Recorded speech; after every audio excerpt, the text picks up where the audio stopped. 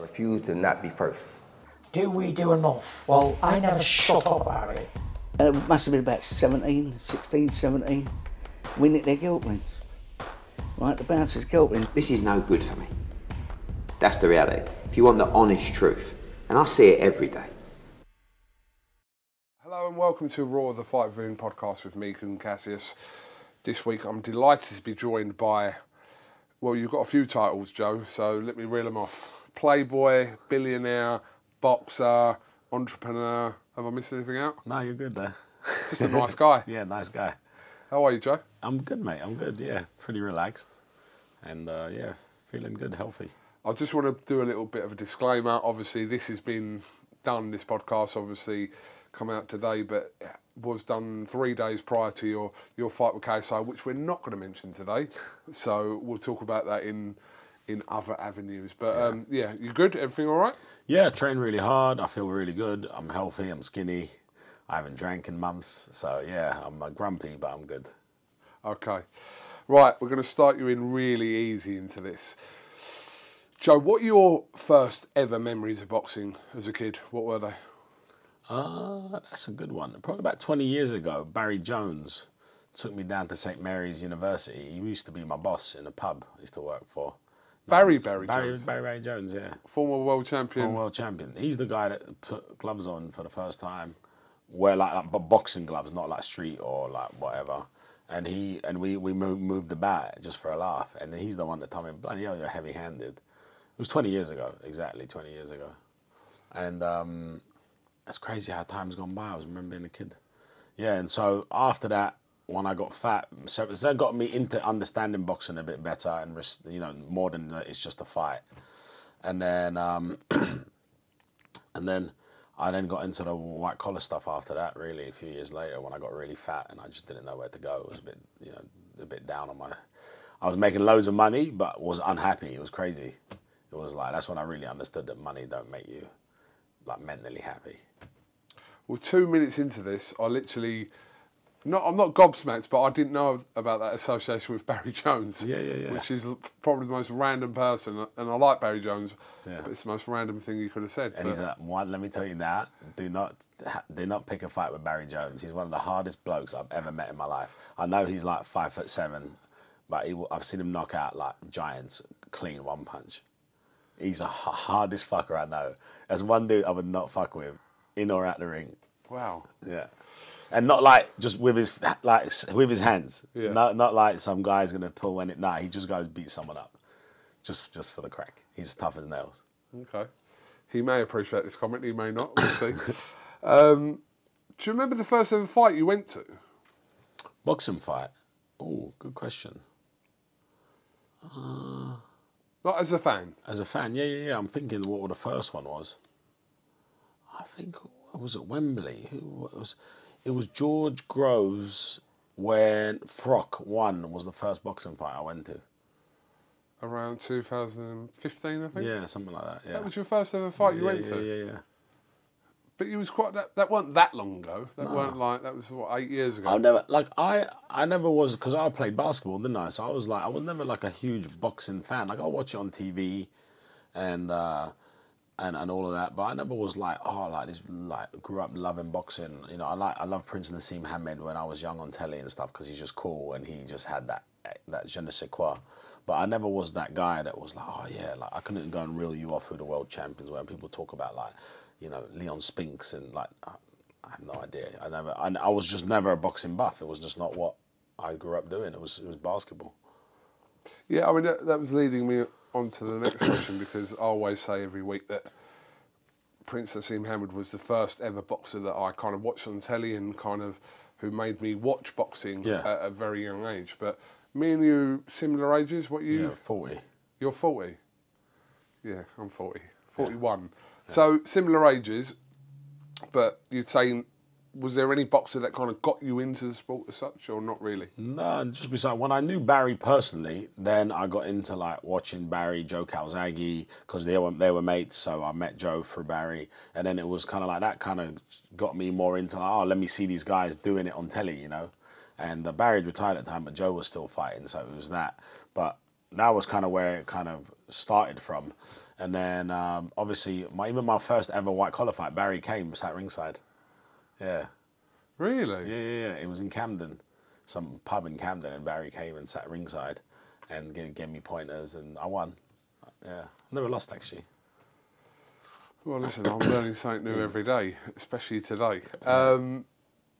Joe, I'm going to adapt this question to you a little bit more so, but if boxing, obviously your life, boxing's kind of, not a small part, but isn't kind of the biggest part of your life, boxing. Yeah. You've done it, etc., and you're still doing it, but if boxing hadn't played into your life, do you think that your life outside boxing with what you do with nightclubs and kind of how you refer to you as an entrepreneur, etc., that would have just been that? Or do you think you would have got into any kind of sports, whether it be combat sports? Do you think you would have, if you hadn't got into boxing, you would have possibly have ventured into something else sport-wise? So when I was younger, I always used basketball as my healthy kind of like, you know, I got like the nightclub owner side here and I got the healthy side here.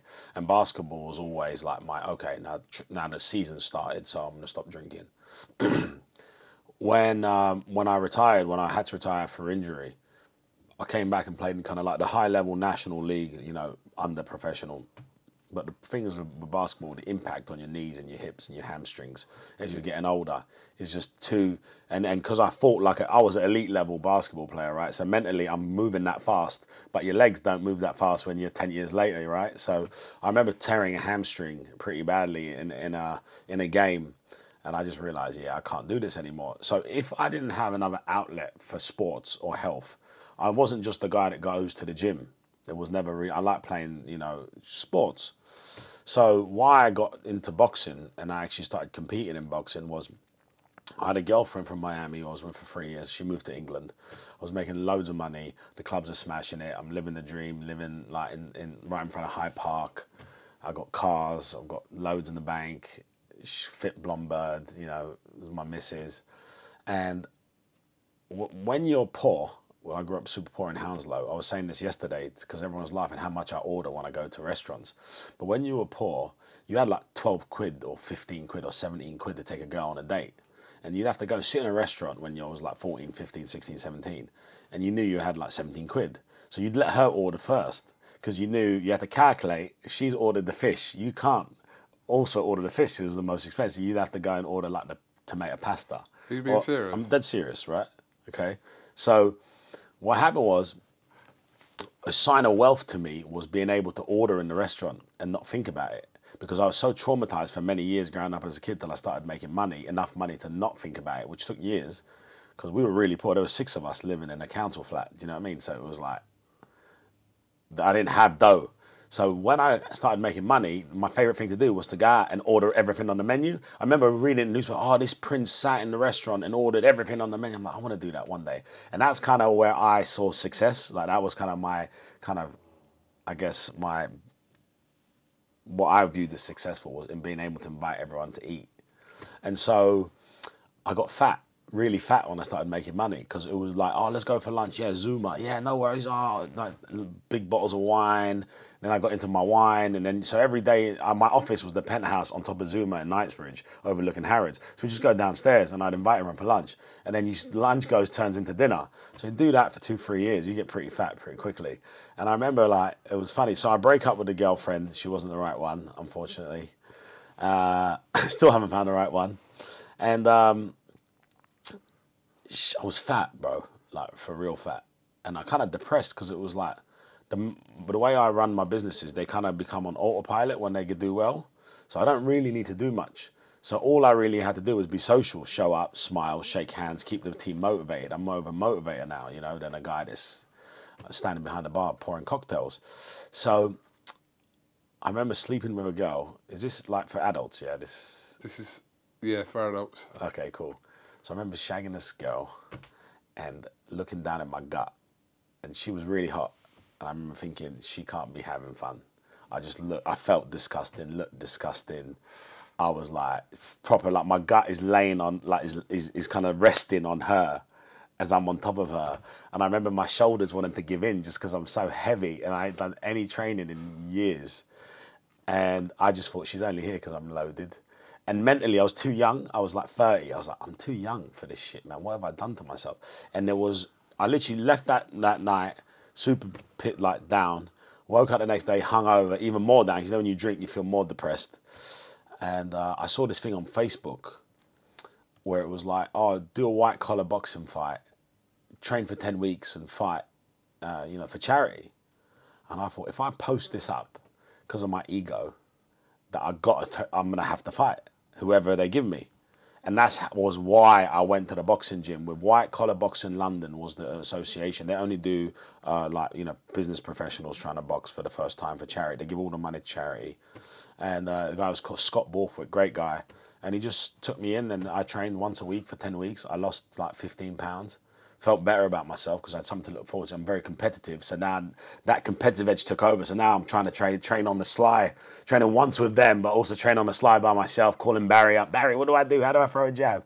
And then, and I fought and I won. And then, the exhilaration of actually winning, it doesn't matter. It was in a pub. There was like 500 people there. But it was like, for me, just to have my mates there and drinking after and everyone's celebrating you. And it wasn't even about being hard or tough, because I'm tough. I've always been hard. Do you know what I mean? It wasn't about it was just competing and winning. And that like dedication for 10 weeks. And then I looked at myself, I'm like, oh, bloody hell, I've lost like, a stone. And then so afterwards, he's like, you sold a load of tickets. He's like, you sold pretty much all the tickets. Well, obviously I own nightclubs. I know how to fill a venue. So he's like, if you ever want to fight again, like you can fight. So I was like, I'll fight next one. When's the next? He's like, 10 weeks. So I ended up, that's how I just kept it going, and I got skinnier and skinnier and felt better about myself, And that's how I got into boxing, and why I got into boxing. It was because I was like deeply sad with my life. And on the outside, I was in the news, I was in the press, the billionaire, the millionaire, the trillionaire, the jets, the girls, everything was great on the outside. But when you sit back home alone, it's fucking lonely, because you don't want to show weakness to anyone because you're everyone's boss that's around you, or you're paying their bills. So if they think you're weak, they try and take over you, right? They try and go ahead of you. So you never show weakness. You're always elite. So when you're always elite, but you come home, it's like, and even family, right? Like you got certain relatives that when they know you're killing it with dough, what do they ask you for? Money. So you can't even go, obviously forget like your mum, like the type, but you're peripheral. So then you're kind of like not telling anyone anything anymore. You're paranoid, you're not telling anyone anything. So, and then you're fat. So it all reels into one thing. So then when you unravel it, you need the health part, because if you don't have the health part, then you cannot enjoy the fruits of your labor, should I say. And you see it now with like all these real big multi-billionaires. And we're going back 10 years. So 10 years ago, the rich people were fat. You know what I mean? Now you look like Elon Musk, he's like in shape. Jeff Bezos is ripped, because they understood that. It just doesn't, the dough don't make you happy. It's the holistic, all of it makes you happy. And whenever I've seen you and we've chatted, and I'm like, don't drink, because it's kind of like, I know when you're going through shit, I do it. And I used to do it to mask it. Everyone does it to mask it. They drink to mask the feeling at the moment. But what it does, it creates a downhill spiral that actually is much harder to come out, to even, let alone go up. So when I have a real problem, when I'm proper stressed, you're talking like I have a real issue, I stop all alcohol, I fix my issue, and then I celebrate with alcohol. I use it as a celebration now, as opposed to like, oh, fuck. Because I was going to the pub when I was feeling down about myself like every day. It just became a habit. Like, all right, let me get that part, let's take the edge off. And I was always taking the edge off, but taking the edge off just makes it worse. And then you get fatter, because the science behind alcohol is it stops protein synthesis, which is the build-up of muscle. So you get skinny fat, which then makes it harder to burn calories, which makes you much fatter faster.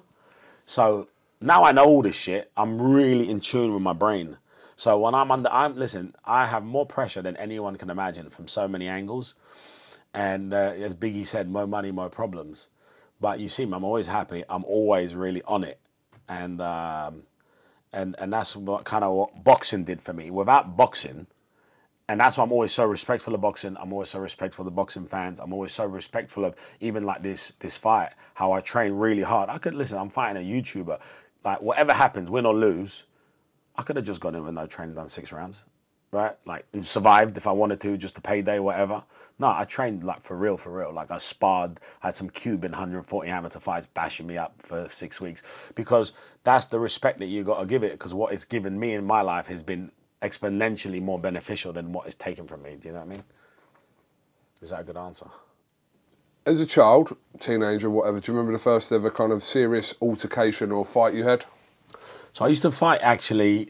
How I got into fighting, I wouldn't call it boxing because it wasn't boxing. I was a dishwasher in Lahori Curry House in Hounslow. That was my first job at 13.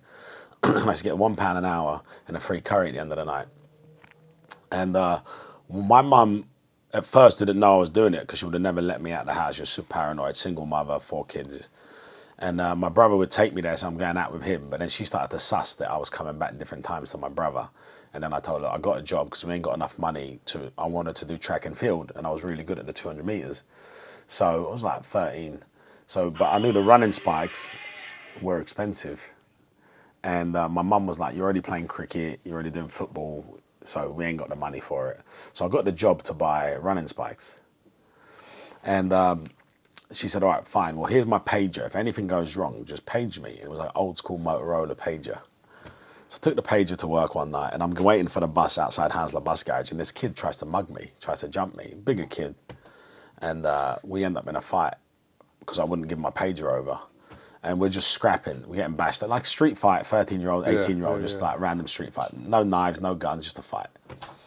Anyway, I ended up getting bashed up a bit, but I didn't let him get the pager. So the bus came and kind of everything just... Tried to take your pager? Tried to take my pager, yeah, that's what it was. And I think it was like reading the news. No one paged me. I'm 13. No one had, I could afford it. So it was just reading it. There'd be people watching this thinking, what the fuck's a pager? Yeah, you know what I mean? I had one as well. Yeah. So anyway, as I'm like stumbling home, because I didn't want to get on the same bus he got on, I'm stumbling home, and then this guy pulls up next to me in a burgundy Mercedes, and he goes, all right, son. He's like a geezer, a wide boy. He's quite famous, actually, turned out to be, but I don't want to say who he is because I don't want to make connections. All right, fair enough. But anyway, tough guy, legendary guy in that kind of world, and he's like, oh, you should fight. And I'm like, wait. He's like, oh, there's these little fights going on in Heston, and there was these gypsy parks in Heston. All the gypsies would take over the big park, and they would have fights. And he's like, I'll get you like a tenner a fight or 20 quid a fight if you win. And then that was it. I was going fighting. I was like, 10 or 20 quid a fight? Yeah, wicked. Think about it. Well, if you're 27 years. Actually, if you're earning £1 an hour, curry, 20 quid. Yeah, 20 yeah, quid. yeah. Because remember, I was also only working, right, like after school. So I could only do like 7 till 11 till the curry house closed. So it's only £4 a day. I'm making £20 a fight. I was fighting. What would you do with that £4? I'm curious. I was saving it. I would do I would do £1 for school, and it would be 10 packets of Space Raiders crisps that were 10p from the vending machine. Yeah, pickled onion, I remember it, or roast beef ones, and that was I would eat that throughout the day for £1, and I'd save £3. And my goal was to get them the Nike running spikes that were like 110 quid. There was a shop called the Sweatshop in Teddington that were around all the running. So my goal was to save up 110 quid. I also then had a hustle that I was getting. There was this little kind of trainer shop, little slide trainer shop in Hounslow High Street, and then they randomly got like a load of pairs of like the torsion system and the feet you wear Adidas system. They were like 10 quid, but they were like 80 quid in the shop. So I was buying them for 10 quid, taking them to school and selling them to my PE teachers for like 30 quid and making £20 margin. That's how I was like building up the money. But you needed money to make money. And so then when I started the boxing, then I was given the fighting, you know, the street fighting. I was giving my mum half, 10 quid for food and stuff, and then I was keeping a tenner. And she was like, where are you getting all this money from? And I'm like, oh, no, tips. And then I started telling her I was playing, because I was obviously getting bashed up. So I was playing rugby. They're paying me to play rugby because I was good at rugby. I was good at all sports. And that was, yeah, how it all began. And then he gave me a job working for him in his bar, behind the bar, and I elevated from a dishwasher to a barman. And that's how I got into bars. Yeah. Yeah. You're very layered, if people don't realise. But, Joe, talk to me about a time that you felt, whenever in your life, whether it was early on or kind of late in your life, that you felt like you were fighting a losing battle. Yeah, there was a point when I told you I got really fat and I didn't really know how to get out of the funk because, like, yeah, you start, because I was in good shape as a basketball player, right? So kind of 25, 26, 27, I was like pretty ripped still. So it was like that 27 to like 31 where I really focused on my business, but I really let myself go. And in that period of time, it was like you want to, like, you know, I knew the ethos of eating healthy or not drinking. Like, all right, today I ain't going to drink. You know, when you wake up with that mentality in the morning and come 5 o'clock, you're like gasping for a beer. Or or you end up eating like a bad lunch, your carbonara, and you're like, fuck. So then spirals out of control. You're like, I've had a carbonara, fuck it, I'll have a glass of wine. And then you're like, oh, fuck it, let's have some drinks. And then you text all your mates, like, who's out? And I remember, but the thing was, everyone had girlfriends or were married. So yeah, they'd all come out till like 10 o'clock. And then 10 o'clock, you're going home on your own. And you're like, fuck. So you just end up drinking by yourself. And that was like the turning point for me, where it was like, oh shit, like, how do I get, I couldn't see a way out of that habit, that like downward spiral. It was like a tornado, downward tornado, you know? And I couldn't figure out how to get back up to the top in any way, shape or form. And that's why boxing will always stay close to me. And that's why when people ask me, now I'm doing this YouTube boxing, and they're like, oh, but don't you think it's disrespectful? Like, you're on pay-per-view in England, but Canelo wasn't. And then it's like, no, because think about it. That's just the power of boxing. It's made all these new children that were never fans of the sport. Like, I wasn't a fan of the sport, right? Become fans of the sport. And now, look, I'm an advocate of the sport. So now all these people rather will watch these guys doing it. So they're adding value, because one of those kids watching is a fat kid that is on a downward spiral, who's 15, probably getting bullied. And he's got inspired by KSI or by Salt Pappy or by whoever their fan is, maybe me even, right? And now they've gone, you know what? Like, Mum, I want to join the boxing gym. And now they're going to change their life and not get type 2 diabetes, and maybe turn into someone that one day will inspire others. So I find that's kind of the respect that, like, boxing is powerful, because the disciplines you need to be successful in it are like all the way around. You can't take the piss in any, you can be super talented, take the piss, and you'll never achieve. And so when I was in my darkest days, genuinely, I'm saying it not because this is a boxing channel and this is a boxing themed podcast, but the only thing that got my act together was knowing I had to fight someone in front of all my mates. And that was like, all right, well, I can't drink because I've only got 4 weeks left, you know? Even like when I turned pro and David was managing me, not managing me, kind of advising me, you know, he never really managed me, but he's my friend and my advisor. He told me to stop sex. Well, I'm like a sex addict.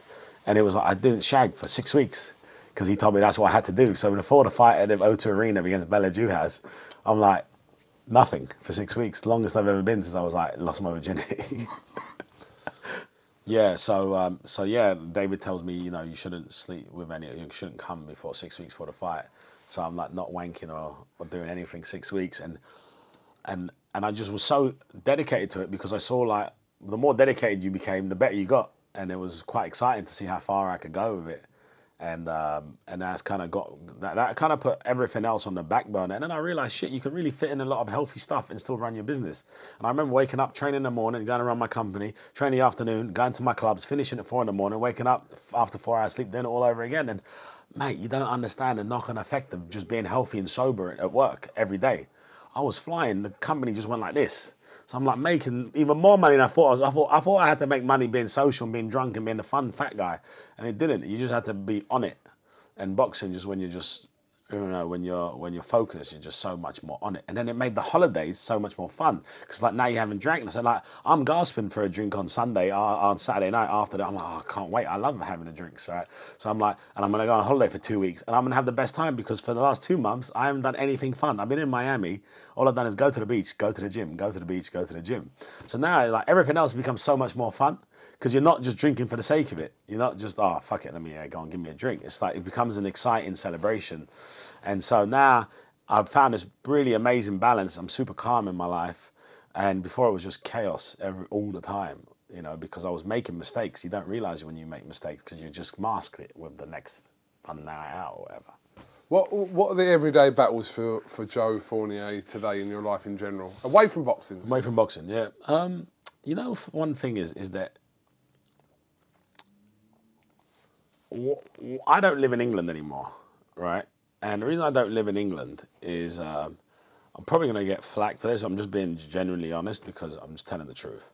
Is one thing that I found living in England is if you grow up poor, no one wants you to get rich, right? They're kind of mad at people from you know, all around, you name it. The system is built against you, I believe, in this country for you to get rich. They want you to get a little richer, but they don't want you to be rich. They don't want you to like break records. They just want you to, you know, come 6th place, you know, because the elite, they want to keep them elite. And for me, I found the more famous I got, the more money I made, the more people were trying to take it away. Like crazy, the more people were trying to take it away. And I never done really anything wrong. Like we all did we were all hustling, we were all working hard, but and then it got to the point where it was unbearable, like even just from a local level where like I bought my first Ferrari and I would leave my local pub that I'd drank in for 10 years and I would buy, and when I started making money, I was still drinking there. So I didn't get all flash and Ponzi and forget my mates. Still drinking there, still buying there. Now I'm just buying everyone more drinks because I got more money. And I remember going out one day and someone spat on gob, the proper like phlegmy glob on the bonnet of my Ferrari 355. Again, back, a long time ago. And I remember thinking, I'm buying everyone in here drinks. I've been drinking here all the time. I've done every party, every birthday, everything to support my local pub. And someone in there is so mad that I'm doing better than him just because I'm working harder, because he's probably down the bookies now putting his paycheck that he did from carpentry on, on a horse. And I've had to fucking graft and do all the shit I've had to do. And now he's mad at me. And that is kind of the mentality a little bit in England. And then when I was going to like America and stuff, and it's like the land of opportunity, and you go to Dubai and it's like the land of opportunity, and you go to all these other places and everyone's welcoming wealth and welcoming you doing well and congrats, and everyone's patting you on the back. And then same with like, institutions here, like they're like, oh, how can we get a bit more out of them? And then if they don't, then they threaten you, and it's all a scam, right? Because, like they investigate you for something, but then you've got to pay another service to stop the investigation, and you've got to pay, in the end it all goes back to the same pot. Do you understand? Like when you pay your accountant, what does your accountant have to do? Pay tax. So if you ain't paying an accountant, do you understand what I'm trying to say? It's all vicious. Your bank, right? When your bank tells you this and then they like recall a loan, and what you got to do, you got to take another loan from her. Interest rates where's it all go back to? Same pot. So now you're looking at it where the whole system's built to take your dough. So what in London, and especially London, because I only grew up in London, I can't talk about the rest of the country, but what England teaches you is to be a fucking grafter and to be tough. I know now when I'm in New York or I'm in like, another city, I'm like, I ain't going to go down that little road that looks sketchy, or that guy's following me, or that guy asked me to what time it is. I know that guy's trying to mug, because you've already been, growing up in the streets. So it makes you good. Also, there's some smart people here, some of the smartest, richest people in London. London's an incredible city. I'm not hating on London, but the system is built in a certain way. So once you take the knowledge from here and you apply it in other countries, it's really valuable, and you can make way more money everywhere else, and everyone's appreciating you. And so one of the things about England is they just try and just zap you. And so that's my biggest battle now, is like kind of people from back in the days trying to now claw back get any money out of you they can, and trying to like, bring you down in any way, reputationally or whatever. So the constant battle is kind of like, I'm an honest, straight dude. And people, when you have a load of money, just don't want you to be that guy, especially from England. How emotional are you? When's the last time you were fighting back tears? I'm not really an emotional guy. For anything? Nah. What triggers you for that? Last time I could cry was my nan died. It was quite sad the way she died, so it was quite an emotional time. But yeah, I don't... I guess when you grow up hard, you learn to like lock those emotions away. You kind of just park them. So even now, like I broke up with my ex-missus like 6 months ago, and after like 3 weeks, I was kind of like, all right. I become very pragmatic about things. So how are you in that 3 weeks then? I was disappointed because I hadn't had a girlfriend in 8 years, so and she had kids, so I brought up her kids for a year. So you kind of they turn into your kids, you know what I mean? You become like dad. So I didn't lose one person, I kind of lost 5 people, because she had 4 kids. So it was sad, especially the baby, because I kind of brought the baby up like as my own. She was 2-year-old. She didn't know nothing. So I was like teaching. She started to do jiu-jitsu, teaching her. She started to talk like me. She'd wake up saying, "Make that money, baby." As she got older, she started to hear me saying it in the morning on my Instagram. So it was quite a special point. So obviously when I lost, I didn't say lost because not everything is forever. That just path went in different ways. But it was her behaviour afterwards was quite disappointing, really.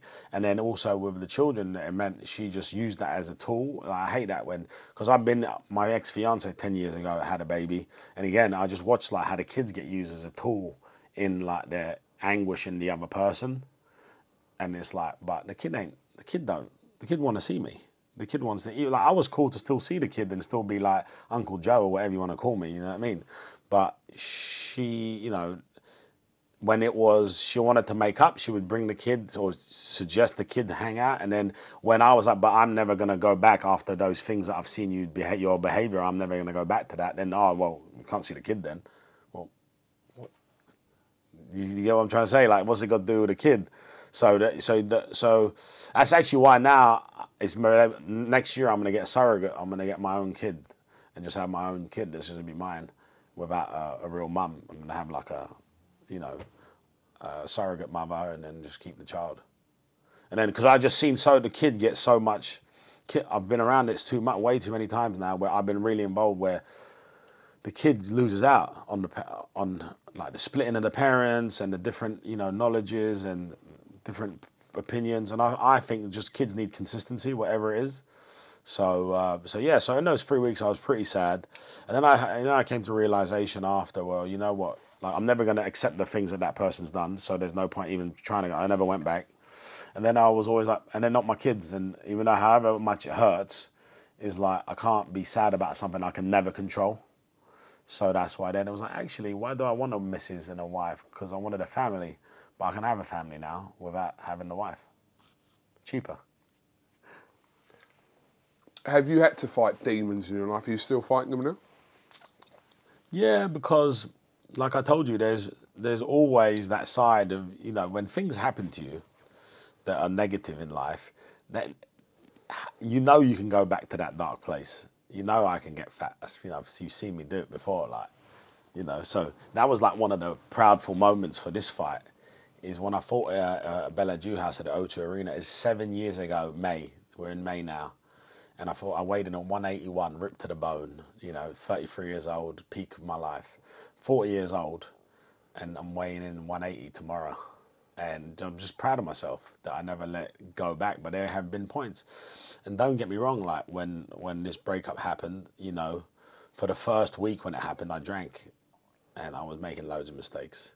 And the reason that I got out of it so fast was I ain't gonna drink. I ain't gonna drink until I'm good with whatever's happened. You were making mistakes, what, work-wise or? Work-wise. Lifestyle-wise? Work-wise, lifestyle. I went to slap someone, probably shouldn't have done, over a scenario to do with her, and just all that stupid shit. And it's like, I'm better than that. You know what I mean? I've done all this for my family. I'm just going to slap a geezer because, like, who's a nobody. He's fucking irrelevant as well. What's my ego doing here? Why am I getting so egotistical and insecure over a piece that I would never take back anyway? Just out of just trying to be tough. And sober, I'd have just laughed at him. But pissed, I went trying to kill the guy. You know what I mean? And so all those mistakes you make when you're drinking is mad, bro. And by the way, I'm not like anti-alcohol. Like, I literally just said it right now. I'm trying to plan the after party with as much alcohol as possible. I just feel like everything has its place and its time, and I feel like alcohol should be drank in celebration, not in mourning kind of thing. And so, yeah, I made that mistake. And remember, I was in the States, so I could have had my visa revoked and never go back to America by beating someone up. And it didn't matter at that point because my judgment was so clouded over someone that I'd broken up with, over something I would never, be okay with ever again. So over someone that turned out to be using children against me, over all that shit that I would never accept, but I still wanted to beat the guy up because I was pissed. So it does get you, and then you got to really just stop yourself, park it, and go, fuck, all right, I can't. All right, the kid isn't mine. You can't get emotional, but the kid misses me.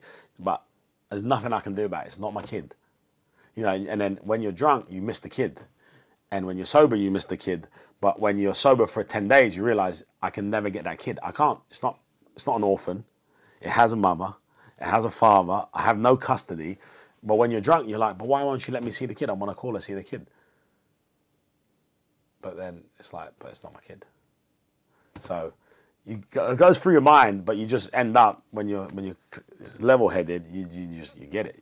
However much you're sad and it feels that knot in your stomach and you're not eating and you're miserable and you want it to go away. That first like vodka, when you have a little vodka for lunch and then you drink it and then your mates around, you're like, yeah, fuck that bitch. You're like, yeah, fuck it, yeah, exactly, I'm over it, it don't matter, yeah, whatever. And you're being all tough. And then the next morning you wake up and you check your phone and you're like, oh, fuck. She didn't text me or whatever it is, the feelings that you go through and all the emotions. Whereas when you're sober, you get to lunch and you're miserable. You go work out, you feel a bit better. Not like you do after a vodka. You feel 10% better. Vodka makes you feel 80% better. So then, you know, you feel 10% better. But guess what? 10% every day after 3 weeks. I've never got over anyone as fast as this in my life, because all the other times I've had a girlfriend, when I did break up, I drank for 3 months and shagged as many birds as possible. Did it all the wrong way. I was still shagging as many birds as possible, but I was sober. And it makes a big, big difference. And you end up just getting up. You end up where you meant to be. Whereas I feel like when you drink, or if you're doing, I don't do drugs, but if you're doing drugs and drinking, you probably won't end up where you were meant to end up. You actually continue on that downward spiral, whereas the stopping drinking just levels the playing field. It smashes the cut glass and you've got to get a new one. So my demons, I control.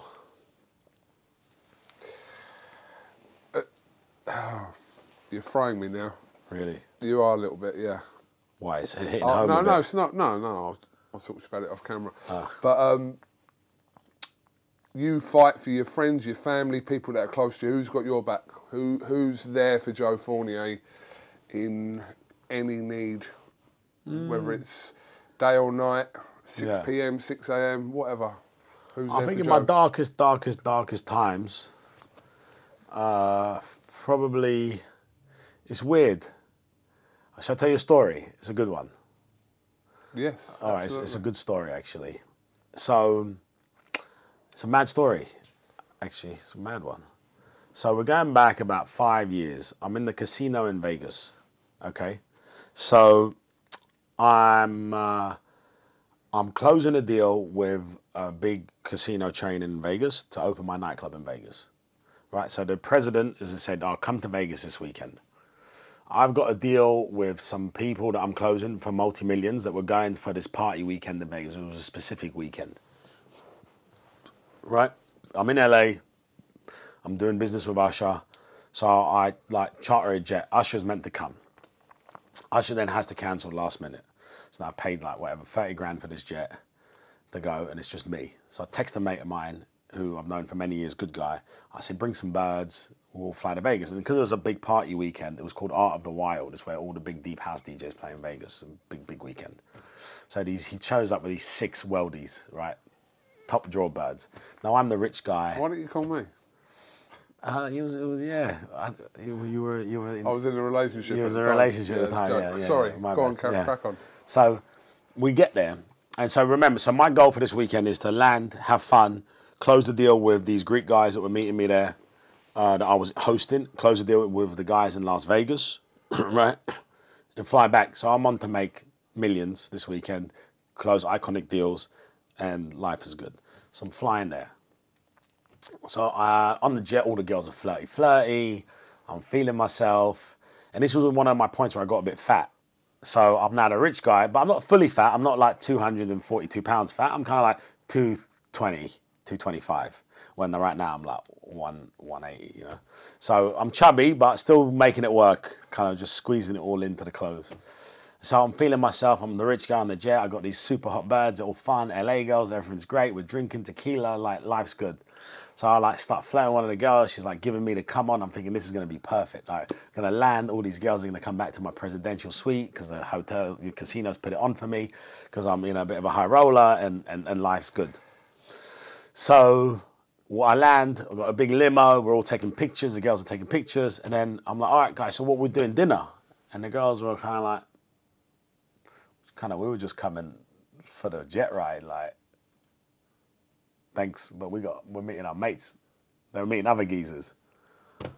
So I'm a bit like, it's okay, I'm still gonna make millions this weekend. There'll be other birds around, kind of a bit disappointed. It kind of hit me home. Like, I'm now looking at my shirt being a bit like, where the buttons are stretching a little bit. I'm thinking, fuck, so I'm not feeling good. All right, cool. And anyway, so at the time, I was sleeping with this yoga teacher in LA. Okay, and there's a reason why I'm gonna tell you. She was one of the hottest chicks ever, but a yoga teacher, but mental. Total mental bird, like literally as mental as they come, but was always cool to me. Okay?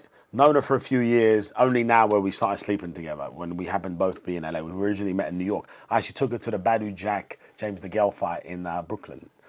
Well, that was our first date, but now years gone on and now we're hooking up. There's a reason why I'm telling you this. So I land in Vegas, now it's like 5 o'clock. I text the Greek guys, what time are we closing the deal? They say, listen, I'm gambling, so let's meet at the club. The club's like 1 in the morning. So I'm like, what am I doing between 5 and 1? I don't know. Text a guy from the casino group, the president, and he goes, listen, mate, I'm slammed today. Let's do dinner tomorrow, close the deal. I'm like, all right, cool. So I got a credit line in Vegas, like £2 million credit line.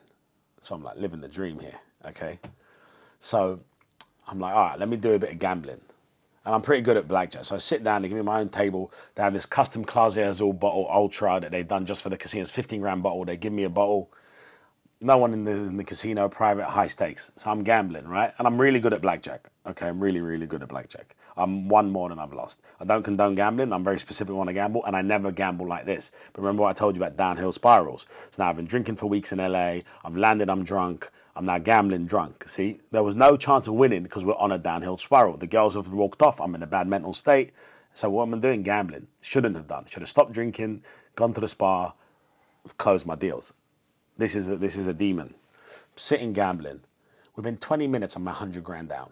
Like, don't know how. I was just playing for fun. Just, you know, fucking hell. All right, let me focus. All right, take another shot. Because now I'm thinking the shot's going to make me feel better about the 100 grand down. Take another shot. 200 grand down, 300 grand down, 400 grand down. So when you get to half your marker, which is £1 million down, they kind of like go, whoa, mate, like take it easy. So I get a call from my casino host who's very high up, only deals with the big billionaires. And he says to me, mate, I'm under half what I'm out for the weekend, but you know you're £1 million down.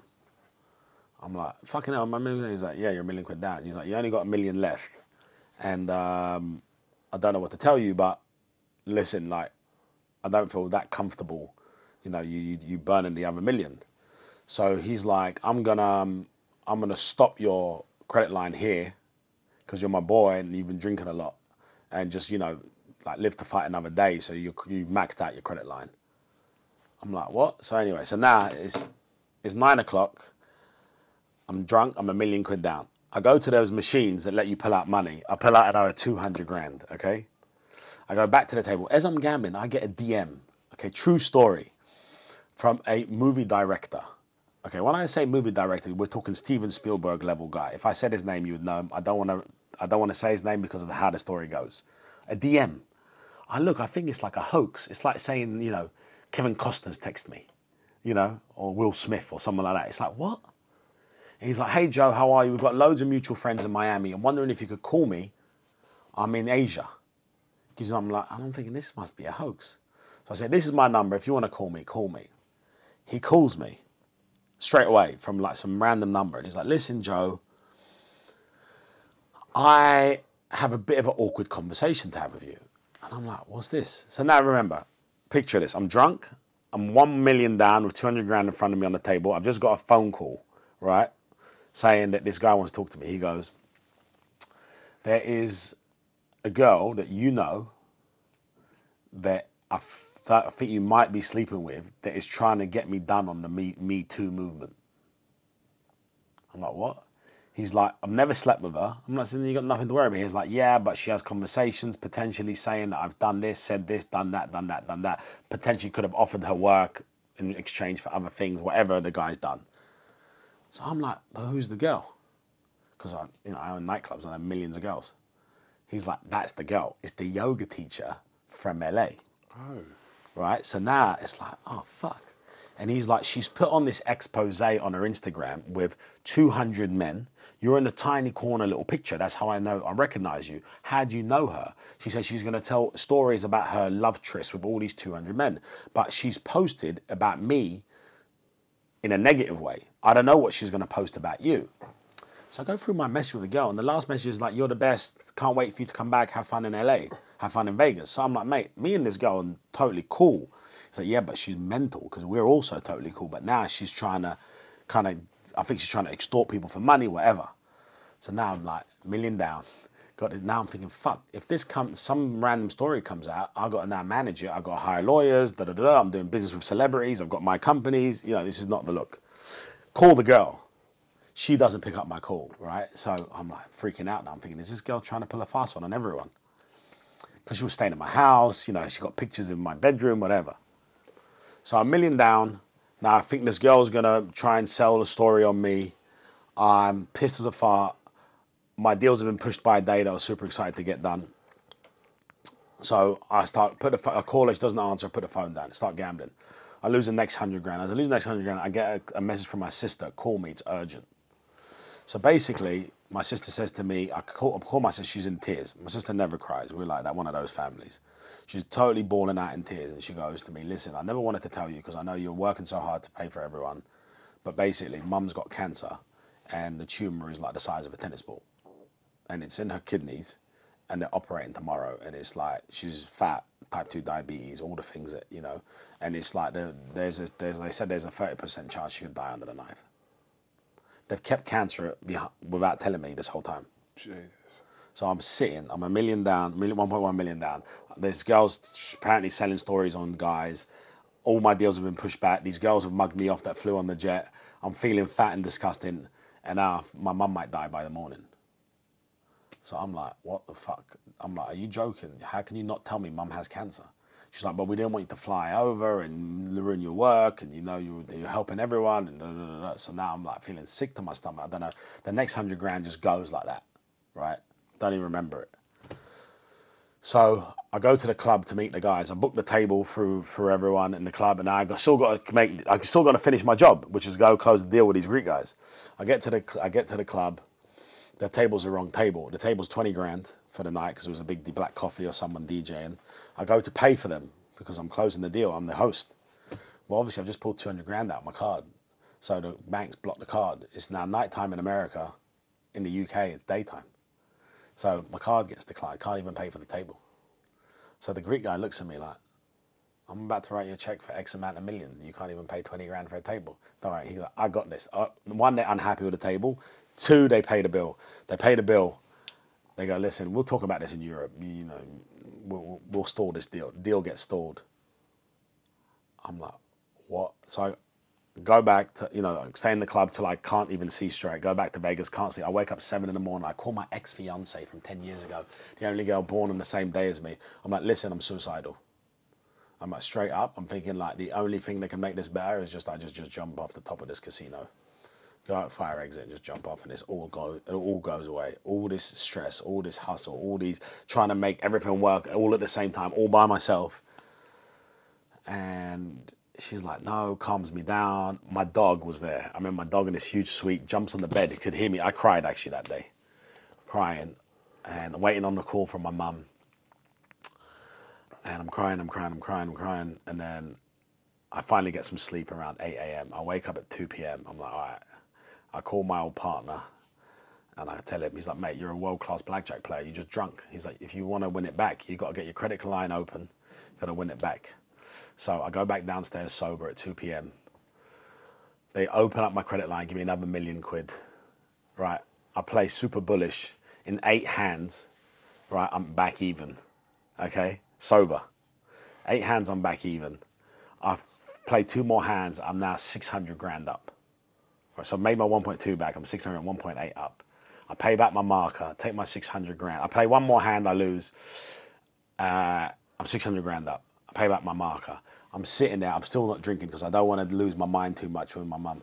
Get the phone call. My mum finishes the operation. She's in the clear. She's obviously not in remission, but she didn't die. So I'm like, all right, I'm feeling good. 10 minutes later, the girl texts me that was on the jet the night before. She's like, oh, I had the worst night. What are you up to tonight? Well, we're free all day. Bird comes over, ends up spending a great day with the girl. Now I'm like, oh, I'm still not drinking. Then the Greek guys call me up and go, now he's gone to the casino, he's won. Right? And he calls me like, listen, I'm ready to do the investment. Signs the check at 8 p.m. the next night. I meet with the president of the casino. The president of the casino is like, all right, this is how the deal's going to look. This is the deal we're going to do. Closes the deal that night, okay? Usher happens to fly in for the fight. I forgot who was fighting. It was Canelo against Daniel Jacobs that weekend. Usher ends up surprising me and flying in, and we all fly back and celebrate. So in the 24-hour period, I went from the lowest I've ever been in my life to closing everything. And that's what was fucking crazy. And the only difference between day 1 and day 2 was alcohol, no alcohol. That is the biggest turnaround in not just 24 hours. True story. That was the only time I felt like I would have killed myself. I was ready to do it mentally. I was like, I just can't take all this stress. because I just heard my sister crying, saying if mum goes, and my mum grabbed me and said to me on the phone, she goes, whatever happens, you got to take care of your sister. She's like, you can't leave her alone by herself. She's got to live wherever you live. That's the only thing I'm scared of. I'm okay to die. But my mum says, I'm okay to die, but you can't let your sister, you can't leave your sister alone. You can't, she'll be on her own. And I was like wanted to puke right there and then. And if for that to have turned around, and my mum and my sister are both still alive, thank God. So it's like, yeah, you know, so that's why when people say to me, man, you're so relaxed before fight nights. And I'm like, man, if you knew what my real life was, it's like me going and do 6 rounds, 8 rounds, 10 rounds. It's like, what will be, you know. All you can do is train the hardest you can, sacrifice you can, and then it's like, win or lose, you're the best version of yourself. And that's what's the most important, is do it for yourself. Wow. Well, like I said, a lot of this stuff, the majority of this stuff actually, I had no clue about, even though we've known each other for like a few years now. But yeah. I do appreciate you sharing this. Yeah, no one really knows this stuff actually, so this is pretty exclusive. Yeah, I mean, listen, this is going to go out on Monday, and like I said, I made reference to this is after your fight. We're not going to talk about your fight because this is not what this was meant to be about. But yeah, it's good to kind of get a little bit more of a background story to you, Joe. Joe, before we do wrap up, I don't want you to answer this or overemphasise this, but just the shortest way you can explain this. What still drives that fight within you? What is it?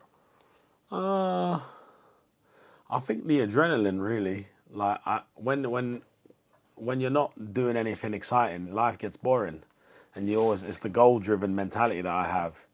So it's like taking on these challenges and taking on these fights are so exciting for me, because without it, you know, I would just be kind of just ticking over.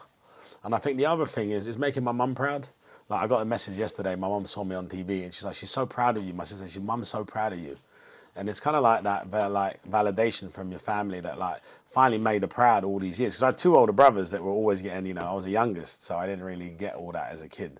But now my mum's starting to see that, like, oh, shit. So I think that getting that message yesterday that I'm making my mum proud made all the stress of all the fight, all the pressure just go away, because it's like, she's just proud of me for doing whatever I'm doing. And I think that's really, really cool. And then from a business standpoint, it's like, you know, when you see your baby grow, it's like you're proud of them learning, walking. Same thing with a business. You're proud of it. Like, no one believed in you. No one believed in you at the beginning, and now it's getting bigger and bigger and bigger. And that's why any negativity that comes towards me, I like ignore it, because I don't let that detract me from my goal. And anyone that wants to be positive with me or want to be on my path, I bring them along. And anyone that wants to talk bad or be negative, I don't even engage with them, because that's what they want you to do, is engage and detract you from your goals. And so I just stay around positive people, and anyone that adds value, they can come in, and everyone that's trying to take away, it's like, cool, you do you. Because they have their own battles with their own demons, you feel me? So they're not my battle to have with them, it's their own. Okay, Joe Fournier, thank you very much for coming on Raw, the Fight Within podcast. Yeah, listen, I realised as we were talking, and we'll talk about this kind of probably after the weekend, but I think aside from your bank balance and your build at the moment, I think we've got more in common than I realised. But yeah, listen, thank you very much. Let me finish on this. Joe, thank you very much, guys, for listening. We'll see you next week. Make sure you comment, like, and subscribe. This has been me, Kugan Cassius, with Joe Fournier on Raw, the Fight Within podcast. Joe, thank you very much. Thank you. It's a real honour.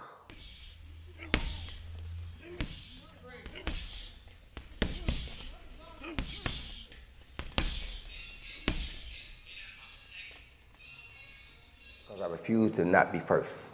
Do we do enough? Well, I never shut up about it.